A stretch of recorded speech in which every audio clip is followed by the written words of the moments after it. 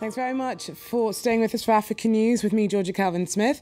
Tonight, the UN greenlights a new force to try and support French and African efforts to stem the bloodshed in Central African Republic. We'll be hearing from our correspondent in the African country's capital. Also, dozens of African migrants are picked up in Libya, yet another wave of sub-Saharan citizens trying to take the dangerous journey to Europe. And France charges a Rwandan genocide suspect and holds him without bail months after another court refused to extradite him. Another French court in Aix-en-Provence has turned down a request by Rwanda to extradite another suspect, Pierre Tegera. First up, the UN Security Council has greenlit a peacekeeping force for Central African Republic. The country's faced escalating violence since a short-lived takeover by Seleka rebels last year triggered a violent crisis.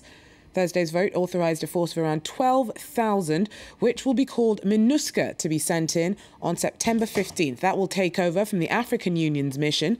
UN peacekeepers would focus on protecting civilians and restoring law and order. Well, France's ambassador to the UN earlier told France 24 that though the new force could make a big difference in Central African Republic, there's still a ways to go yet in getting member states to deliver the troops needed. We have to look for volunteers, and it's not that easy. You know, in Mali, for instance, still 6 months after the beginning of the mission, we have not found new contingents. So it will be, I'm sure, the same in Central African Republic. It will be also difficult, but we are going with the French and with the Americans, we are going to help the Secretariat to find volunteers. Now, the US ambassador to the UN has warned Central African Republic has been brought to the edge of disaster by the crisis and spoken of the untold horrors faced by civilians terrorised by militia throughout the country. Well, our James Andre joins us now from the capital, Bangui. James, now we heard Ban Ki-moon saying that African and French forces already on the ground are being overwhelmed by the anarchy that they're trying to hold back. Well, indeed, the situation here is extremely complicated. First, it's important to note that the country is very big. It's larger than France. There are only 4 million inhabitants, but it's very difficult to know who is who on this ground. For example, the anti-Balaka Christian militias do not have cards or ID. It's impossible to know who is part of them or who isn't. And there's also a lot of crime here. For example, if some of the elements of the anti-Balaka have decided to stop violence, well, it doesn't stop other people from trying to loot or attack neighborhoods in their name. So there is still very much a difficult climate here. We actually witnessed that firsthand today as we drove from Bossangoa to Bangui here. That's a 300-kilometer road. And we witnessed the African Union soldiers from the MISCA disarming a group of anti-Balaka who had made an illegal checkpoint on the road. This is the kind of violence we have. And of course, a lot of cities still where Christians and Muslims are pitted against each other. We have Muslim enclaves which are completely surrounded by Christian neighborhoods. And there is these areas are a lot of very difficult places to control because hatred is still running very high. So, James, clearly there's a lot of chaos still to be contended with in Central African Republic. But is anything any worse in the wake of last week's withdrawal of the Chadian troops? There had been a fear that a security vacuum would lead to a worsening of the situation. Well, absolutely. The Chadians were deployed on the northern part of the country along the Chadian border. And indeed, they were a very important unit because they know that area very well. They have very good contacts with the local population and they were doing a very useful work. And indeed, since this announcement occurred a few days ago, well, they've basically stopped all the activity.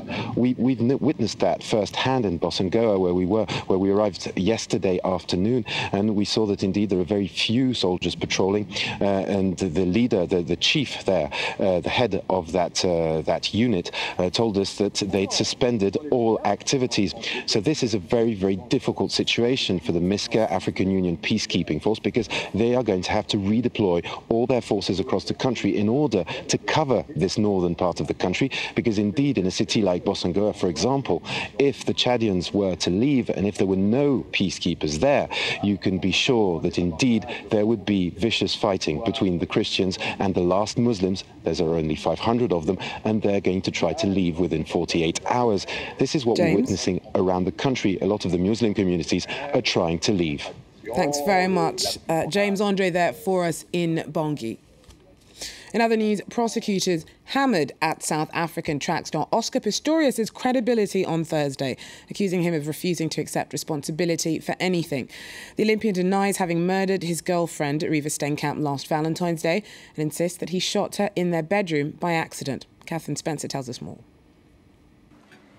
It was the moment Oscar Pistorius and his team were likely dreading: cross-examination. The prosecutor wasted no time getting to the point. You killed her, you shot and killed her. Won't you take responsibility for that? I did, my lady. Now say it then. Say yes. I shot and killed Riva Steenkamp. I did, my lady. Mr. Nell was quick to try and demolish the sympathetic portrait of Pistorius that the defence has attempted to construct during the past few days. He scored an early victory when the court allowed him to show video footage of the Olympian using a watermelon as target practice. Cameron, you ready? You're ready. Why don't you just admit that you shot that firearm at the watermelon to see what the effect would be if you hit somebody in the head, in the brain? The South African athlete told the court that he used to enjoy handling firearms and shooting at targets, but he insisted that he had no intention of killing his girlfriend Riva Steenkamp. The incident took place on Valentine's Day last year. Struggling to regain his composure, Pistorius described what happened when he found Riva. I checked to see if she was breathing, and she wasn't, and I put my arms underneath her shoulders and I pulled her weight onto me, and I sat there crying for some time. I had her head on my left shoulder, and I could feel the blood was running down on me. The prosecution alleges that Pistorius killed her by firing through a closed toilet stall door after an argument. But the 27-year-old murder suspect maintains that it was a dreadful accident after he mistook Riva for an intruder. Pistorius faces a possible prison term of 25 years to life if convicted of premeditated murder. To Libya now, where naval operations forces arrested 46 African migrants at sea off Tripoli. Like thousands of other migrants, they were trying to get to Europe in a rubber raft. Libya is struggling to control its borders, as many ports are now controlled by militia. Julia Seeger has more. They were trying to reach Europe, hoping for a better life. But these 46 migrants from different African countries were stopped by police at sea off Tripoli and brought back to port. There are about 41 men and 5 women from different nationalities, Niger, Ghana and Senegal.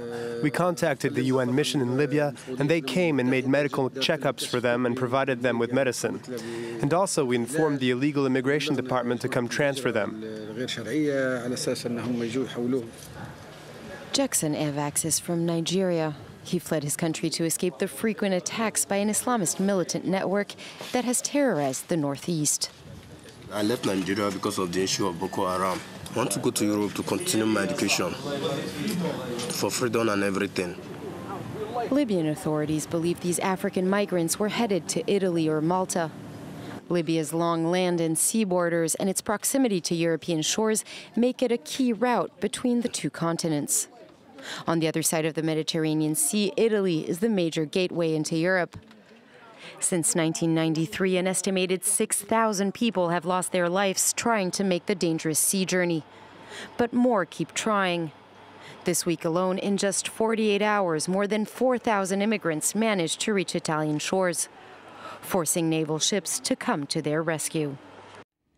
France has charged a Rwandan genocide suspect and is holding him without bail months after another court refused to extradite him back to his homeland. Claude Muhayimana was taken into custody in the northwestern city of Rouen. A victims' rights group accuses him of having taken part in the massacre of Tutsis in the town of Kibuye in 1994. Meanwhile, a court in Aix-en-Provence has turned down a request by Rwanda to extradite another genocide suspect, Pierre Daguerre. Well, the moves come on the week that Rwanda marks the 20th anniversary of the mass killings that wiped out up to 90% of the Tutsi population in just 100 days of violence. 2 decades on, and many still suffer from trauma. We take a look now at hospitals still treating those still psychologically shattered by the bloodshed that nearly ripped a country in half. Today, a team of some 10 psychiatrists and psychologists treat patients severely traumatized by the genocide, like one 29-year-old woman who still bears the traces of a machete attack. She has difficulty imagining any future for herself or playing any role in society. The trauma is so strong for some genocide survivors that they lose their reason and run away. Sometimes people just wander off. They wander into the hills and no one can find them. Sometimes the police bring them in for treatment. Finding their families is difficult.